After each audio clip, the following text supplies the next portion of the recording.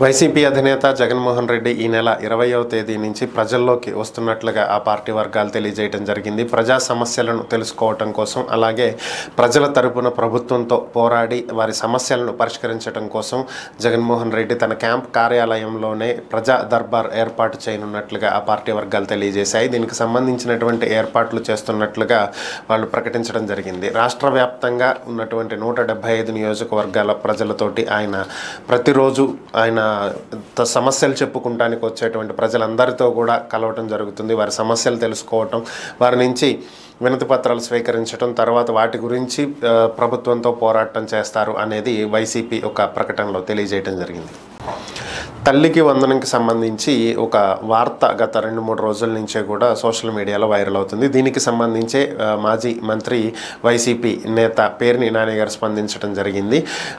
దీనికి సంబంధించి ఆయన ఒక వీడియో క్లిప్ని ప్లే చేయడం జరిగింది. ప్రెస్ మీట్ పెట్టి ఒక వీడియో క్లిప్ ప్లే చేశారు. దీంట్లో టీడీపీ నేత నిమ్మల రామానాయుడు ఒక సైకిల్ మీద వెళ్తూ ఆపి ఒక యువతిని, మీకు నెలకి 1500 రూపాయల చొప్పున ఏడాదికి 18,000 రూపాయలు నీకు వస్తాయి, అలాగే ఈ బాబుకి 15,000, ఈ పాపకి 15,000, ఈ బాబుకి 15,000, ఈ బాబుకి 15,000, సో హ్యాపీయేనా అని చెప్పి అడిగినటువంటి ఒక వీడియోని ఆయన ప్లే చేయటం జరిగింది. సో ఇప్పుడు ఎవరు హ్యాపీ అనేది ఇక్కడ ప్రశ్న. సో వీళ్ళకి 15,000 వస్తాయి, వీళ్ళకి 15,000 వస్తాయి, నీకు 18,000 వస్తాయి, ఇలా చెప్పినటువంటి మంత్రి ఈరోజు ముందు ఒక పైలట్ వెహికల్, వెనక ఎస్కార్ట్ వెహికల్, అలాగే ఒక బుల్లెట్ ప్రూఫ్ వెహికల్లో చక్కగా పైన ఒక లైట్ పెట్టుకుని సైరన్ వేసుకుని హ్యాపీగా వెళ్తున్నాడు. మొన్నటిదాకా సైకిల్ మీద తిరిగిన వ్యక్తి ఈరోజు కారులో తిరుగుతున్నాడు. ఆయన హ్యాపీగా ఉన్నాడు.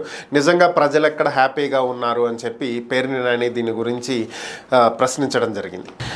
దేవాదాయ శాఖ కమిషనర్ సత్యనారాయణ గారికి ఈరోజు ఒక కంప్లైంట్ అయితే వచ్చింది. ఈ కంప్లైంట్ ఎవరి మీద అంటే, ఇటీవల సస్పెన్షన్కి గురైనటువంటి దేవాదాయ శాఖ అసిస్టెంట్ కమిషనర్ శాంతి కుమార్ గారు. సో దీంట్లో వచ్చినటువంటి కంప్లైంట్ ఏంటి, అసలు ఈ కంప్లైంట్ చేసినటువంటి వ్యక్తి ఎవరనేది కనుక చూసినట్లయితే, ఎవరైతే అసిస్టెంట్ కమిషనర్ సస్పెండ్ అయ్యారో ఆమె భర్త కమిషనర్కి కంప్లైంట్ చేయడం జరిగింది. ఈ కంప్లైంట్లో ఉన్నటువంటి విషయాలు గమనిస్తే, నేను విదేశాల్లో ఉంటున్నాను, సో ఎప్పటి నుంచో విదేశాల్లో నేను ఉంటుంటే నా భార్య ఎలా గర్భవతి అయింది, దీనికి కారణం ఎంపీ విజయసాయి రెడ్డి, అలాగే ప్రభుత్వం తరపున ఉన్నటువంటి ప్లేడర్ సుభాష్ దీనికి కారణం అని చెప్పి నాకు అనుమానాలు ఉన్నాయి, కాబట్టి దీని మీద విచారణ జరిపించి నాకు న్యాయం చెయ్యండి అంటూ దేవాదాయ శాఖ అసిస్టెంట్ కమిషనర్గా పనిచేసినటువంటి శాంతి గారి భర్త మదన్ మోహన్ గారు దేవాదాయ శాఖ కమిషనర్ సత్యనారాయణ గారికి ఒక కంప్లైంట్ రాయటం జరిగింది. మరి ఈ విచిత్రమైనటువంటి కంప్లైంట్ని మరి ఏం చేస్తారు ఏంటి అనేది అయితే చూడాలి.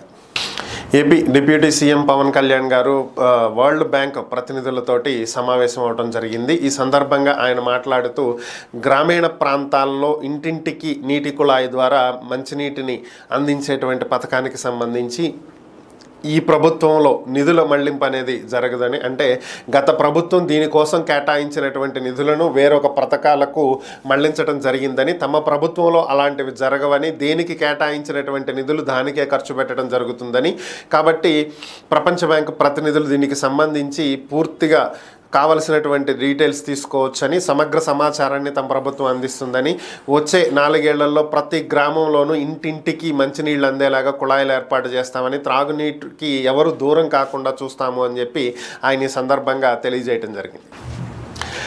ప్రస్తుతం ఏపీలో ఒక కార్ల పరిశ్రమ ఉంది, అదే కియా.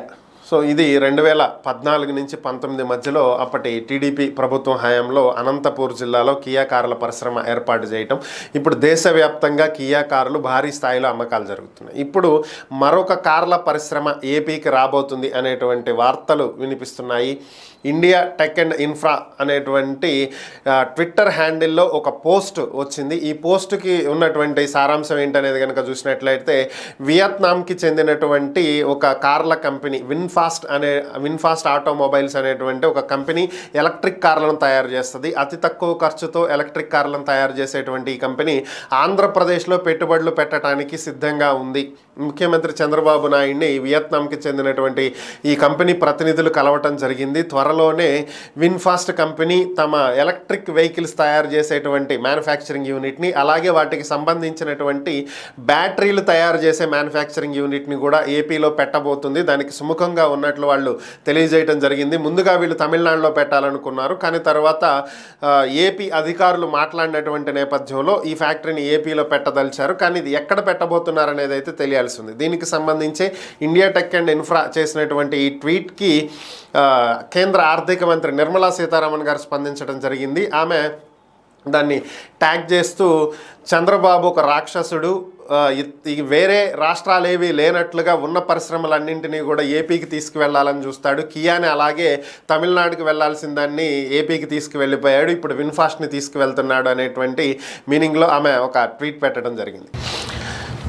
జనరల్గా తమ పార్టీకి చెందినటువంటి ద్వితీయ తృతీయ శ్రేణి నాయకులను కూడా గుర్తుపెట్టుకుని వారి బాగోగులు చూసేటువంటి వ్యక్తి చంద్రబాబు అనేది టీడీపీలో చాలామంది చెప్పుకుంటూ ఉండేటువంటి అంశం. అదే ఈరోజు దానికి సంబంధించి ఒక ఉదాహరణ జరిగింది. ఏంటి అంటే ఈరోజు ఇంటి నుంచి బయటకు వచ్చి సచివాలయానికి బయలుదేరినటువంటి చంద్రబాబు నాయుడు రోడ్డు పక్కనే తన కోసం వేచి ఉన్నటువంటి జనాలను చూస్తూ ఆ జనం మధ్యలో ఉన్నటువంటి టీడీపీ మాజీ ఎమ్మెల్యే భార్యని గుర్తుపట్టి వెంటనే కాన్వా యాప్ ఆమె దగ్గరకు వెళ్ళటం జరిగింది. ఈమె ఎవరో కాదు, ప్రస్తుత అల్లూరి సీతారామరాజు జిల్లాకి చెందినటువంటి టీడీపీ నేత మాజీ ఎమ్మెల్యే సువేరి సోము. సో ఈయన 2018లో నక్సలైట్ల దాడిలో మరణించడం జరిగింది. అప్పటి నుంచి ఆ కుటుంబానికి పార్టీ అండగా ఉంటుందని చెప్పి అప్పుడే చంద్రబాబు నాయుడు భరోసా ఇవ్వటం జరిగింది. సో ఆమె తన కుమారుణ్ణి తీసుకుని అక్కడ వేచి చూస్తూ ఉన్నటువంటి సమయంలో ఆమెను గుర్తుబట్టి ఆగినటువంటి చంద్రబాబు నాయుడు వాళ్ళ బాగోగులను అడిగి తెలుసుకోవటం జరిగింది. పిల్లవాడి చదువుకు సంబంధించి ఏమీ భయపడాల్సిన అవసరం లేదని, పూర్తిగా ఉన్నత చదువులతో సహా అంతా తానే చూసుకుంటానని చెప్పి హామీ ఇవ్వటం జరిగింది. దీనికి సంబంధించినటువంటి ఏర్పాట్లు చూడాల్సిందిగా అధికారులను కూడా వెంటనే ఆదేశించడం జరిగింది. చంద్రబాబే ఆగి గుర్తుపట్టి తన దగ్గరకు వచ్చి మాట్లాడినటువంటి నేపథ్యంలో ఆమె భావోద్వేగానికి గురవటం జరిగింది. చుట్టుపక్కల ఉన్నటువంటి ప్రజలు కూడా వారు తమ సమస్యలు చెప్పుకోవటానికి వచ్చినటువంటి నేపథ్యంలో వినతి పత్రాలను చంద్రబాబుకి ఇవ్వటం జరిగింది. నేరుగా ముఖ్యమంత్రే తమ వద్దకు వచ్చి సమస్యలు అడిగి తెలుసుకుంటున్నారని చెప్పి ప్రజలు ఆనందించడం జరిగింది. ఈ వినతి పత్రాలు స్వీకరించినటువంటి చంద్రబాబు ఈ సమస్యలను త్వరలో పరిష్కరిస్తానని చెప్పి ఆ సమస్యలకు సంబంధించినటువంటి వినతి పత్రాలను అధికారులకు అందజేసి వీటిల్లో ఉన్నటువంటి సమస్యలను పరిష్కరించాలి ఆదేశాలు ఇవ్వటం జరిగింది. కాంగ్రెస్ చీఫ్ షర్మిల ఈరోజు మాట్లాడటం జరిగింది. ఆమె మాట్లాడుతూ 2024 ఎన్నికలకు సంబంధించి ఆమె ఒక కీలక ప్రకటన చేయడం జరిగింది. ఇదేంటి అంటే వైసీపీ 40% ఓటు బ్యాంకును సంపాదించింది వాస్తవమే. 11 మంది ఎమ్మెల్యేలు గెలిచినప్పటికీ కూడా 40% ఓటు బ్యాంక్ వైఎస్ఆర్ కాంగ్రెస్ పార్టీకి వచ్చింది. కాకపోతే ఇక్కడ ఒక విషయం అందరూ గుర్తించాల్సింది ఏంటంటే ఈ 40% ఓటు బ్యాంక్ అనేది కేవలం కాంగ్రెస్ పార్టీ ఓటు బ్యాంకు. వాళ్ళు జగన్ అభిమానులు ఏమాత్రం కాదు. ఎందుకంటే కాంగ్రెస్ చంద్రబాబుని సీఎం చెయ్యాలా వద్దా అనేటువంటి ఒక్క కాన్సెప్ట్ మీదే 2024 ఎన్నికలు జరిగినాయి. కాబట్టి ఈ 2024 ఎన్నికల్లో చంద్రబాబు సీఎంగా ఉండకూడదు అనుకున్నటువంటి వాళ్లకు వైఎస్ఆర్ కాంగ్రెస్ పార్టీ తప్ప వేరొక ప్రత్యామ్నాయం లేదు. అందుకనే వాళ్ళు వైసీపీకి వేశారు. అందుకే 40% వారికి ఓటు బ్యాంక్ వచ్చింది. కాంగ్రెస్ ఇప్పుడిప్పుడే పుంజుకుంటుంది కాబట్టి 2029 ఎన్నికల సమయానికి వీళ్ళంతా కూడా కాంగ్రెస్కి ఓటు వేస్తారు. కాంగ్రెస్ బలంగా ఉంటుంది కాబట్టి. అంతే తప్ప వీళ్ళు జగన్మోహన్ రెడ్డి అభిమానులు అనుకుంటాం, మీ పొరపాటు. వీళ్ళంతా మా వాళ్లే, మా ఓటు బ్యాంక్, మా కాంగ్రెస్ ఓటు బ్యాంకే అటువైపు ఓట్లు వేశారు, అంతే తప్ప వీరు జగన్ అభిమానులు కాదు అని చెప్పి ఆమె ఒక ప్రకటన చేయడం జరిగింది. తల్లికి వందనం అనేటువంటి పేరుతోటి ఇంట్లో ఎంతమంది పిల్లలు ఉంటే అంతమందికి 15,000 రూపాయలు ఇస్తామని చెప్పి ఎన్నికలకు ముందు కూటమి ప్రకటించిందని మేనిఫెస్టోలో. అయితే ఆ తర్వాత దీనికి చెల్లుచీటీ రాసేసి ఇచ్చినటువంటి ఏవైతే మార్గదర్శకాలు ఇచ్చారో దీంట్లో తల్లికి మాత్రమే అనేది పొందుపరిచారని చెప్పి YSR Congress party social media భారీ స్థాయిలో 2 రోజుల నుంచి కూడా గట్టిగా వేస్తున్నటువంటి పరిస్థితి ఈ ట్వీట్లు. సో దీనికి సంబంధించి టీడీపీ స్పందించడం జరిగింది. కూటమి ప్రభుత్వ అధికారులు స్పందించడం జరిగింది. తల్లికి వందనానికి సంబంధించి ఇప్పటి వరకు ప్రభుత్వం ఎటువంటి మార్గదర్శకాలు విడుదల చేయలేదని ప్రస్తుతం సోషల్ మీడియాలో సర్క్యులేట్ అవుతున్నటువంటి ఇది కేంద్ర ప్రభుత్వం ఆధార్కి సంబంధించినటువంటి మార్గదర్శకాలను విడుదల చేసినటువంటి ఒక జీవోని తీసుకొచ్చి అది తల్లికి వందనానికి సంబంధించిన జీవో అని చెప్పి ప్రచారం చేస్తున్నారని, ఇలాంటి తప్పుడు ప్రచారాలు చేస్తే చర్యలు తీసుకుంటామని, ఇంకా తల్లికి వందనానికి సంబంధించి ప్రభుత్వం ఒక నిర్ణయానికి రాలేదని, మార్గదర్శకాలను సిద్ధం చేస్తున్నామని, వీటికి ప్రభుత్వ ఆమోదం తెలిపిన వెంటనే ప్రకటిస్తామని, ఇప్పటి వరకు అయితే దీనికి సంబంధించి ఎటువంటి మార్గదర్శకాలను ప్రభుత్వం విడుదల చేయలేదు అని చెప్పి అధికారులు క్లారిటీ ఇచ్చారు. ముఖ్యమంత్రి చంద్రబాబు నాయుడు ఈరోజు సాయంత్రం బయలుదేరి ముంబై వెళ్ళనున్నారు. ముంబైలో ప్రపంచ కుబేరుడు ముఖేష్ అంబానీ కొడుకు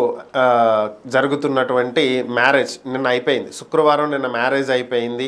అనంత్ అంబానీ, రాధికా మర్చెంట్ల వివాహం పూర్తయిన తర్వాత ఈరోజు శనివారం సాయంత్రం అతి కొద్ది మందికి ముఖ్యమైనటువంటి వ్యక్తులకు రిసెప్షన్ ఏర్పాటు చేశారు. ఈ రిసెప్షన్కి ఏపీ ముఖ్యమంత్రి చంద్రబాబు నాయుడుకి కూడా ఇన్విటేషన్ వచ్చింది. నిన్న లోకేష్ మ్యారేజ్కి అటెండ్ అయినట్లుగా వార్తలు వస్తున్నాయి.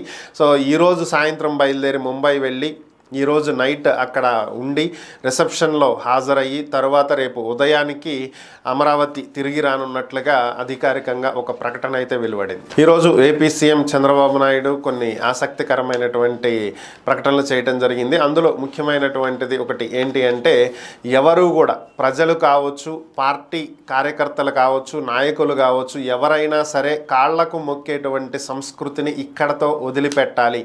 ఒకవేళ మీరెవరైనా నా కాళ్లకు మొక్కితే నేను తిరిగి మీ కాళ్లకు మొక్కుతాను.